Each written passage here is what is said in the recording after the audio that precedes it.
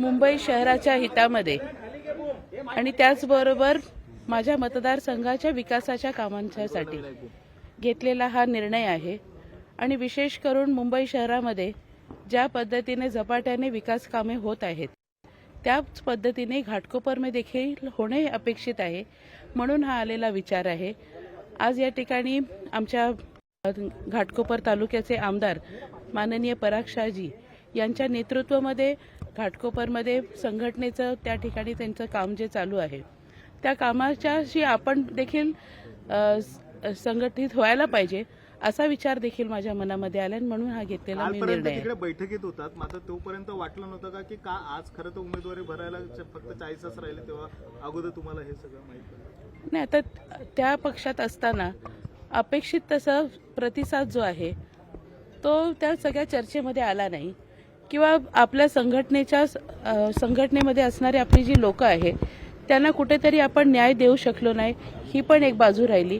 आणि म्हणून ह्या असे अनेक असे विषय आहेत की ज्या कारणास्तव हा निर्णय मला घ्यावा लागलाय। तुमच्या सोबत आणखी काही राष्ट्रवादीतून मोठे चेहरे आता प्रवेश करू शकतात का? नाही, आम्हाला माहिती नाही।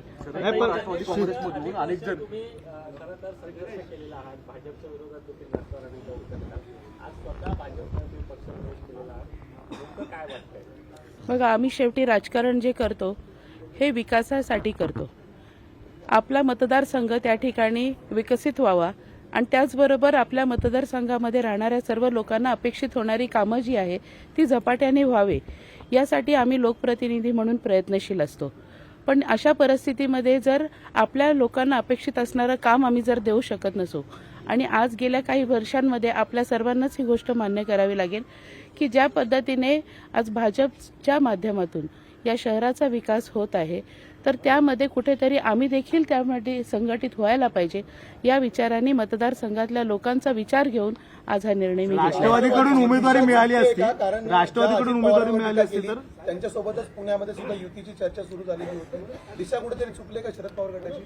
कार्यकर्ता जो आहे तो आपल्या नेत्याकडे व्यक्त होत असतो, आणि आपण व्यक्त होताना कुठेतरी जर आपल्याला असं वाटतंय की आपला नेता ह्या आपल्या विषयांकडे दुर्लक्षित करतो तर कधी ना कधी कार्यकर्ता कुठल्या तरी निर्णयावर येतो। राष्ट्रवादी काँग्रेसमधले अनेक नेते काल अजितदादांकडे ऑलरेडी गेले, तुम्ही इकडे आलात, तर मुळात भाजपकडे जाणं हा एक रणनीतीचा भाग होता।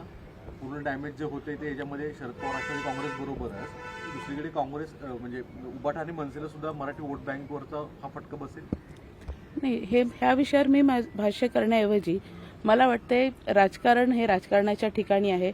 निवडणूक प्रक्रिया जी आहे आज 4 वर्षांनंतर या शहरात होत आहे।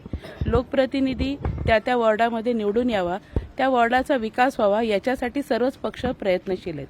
अशा परिस्थितीमध्ये ज्या पक्षांनी विकास कामांवरती जोर धरलेला आहे, ज्यांना लोकांच्या ह्या सर्व कामांची ठिकाणी आवर्जून काळजी घ्यावीशी वाटते, अशा पक्षाशी आपण संलग्न होऊन काम करायला पाहिजे किंवा अशा पक्षामध्ये आपण प्रवेश करून काम करायला पाहिजे, हा माझा विचार आहे। तीच भीती होती का मनामध्ये जर राष्ट्रवादीपासून जर उमेदवारी मिळाली असती तर निवडून येणं शक्य झालं नसतं, त्यामुळे भाजपमध्ये आलात? नाही, तसं काही नाही आहे। पण त्याचबरोबर मी आपल्याला सांगू इच्छिते की ज्या पद्धतीने विकास कामं या शहरात व्हायला लागलेली आहेत तर त्याला लोकांचा कल आहे, लोकांनी ती गोष्ट स्वीकारलेली आहे आणि म्हणून मी देखील स्वीकारलेली आहे।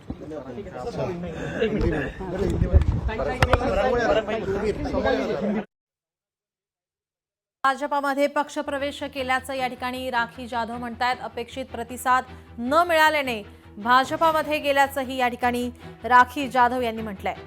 तर आम्ही विकासासाठी राजकारण करतो, राखी जाधव यांचं हे वक्तव्य। भाजपाच्या माध्यमातून शहराचा विकास होतोय असंही ते यावेळी म्हणतायत।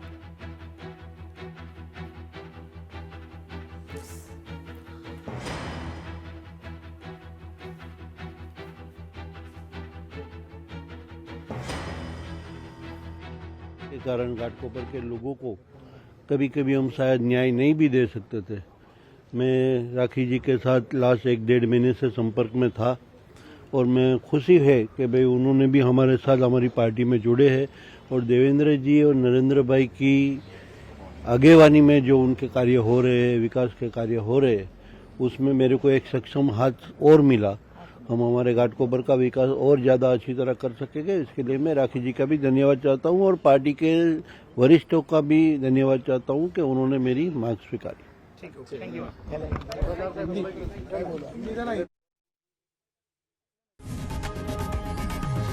लोकशाही मराठी ऐका, पहा, जागरूक रहा।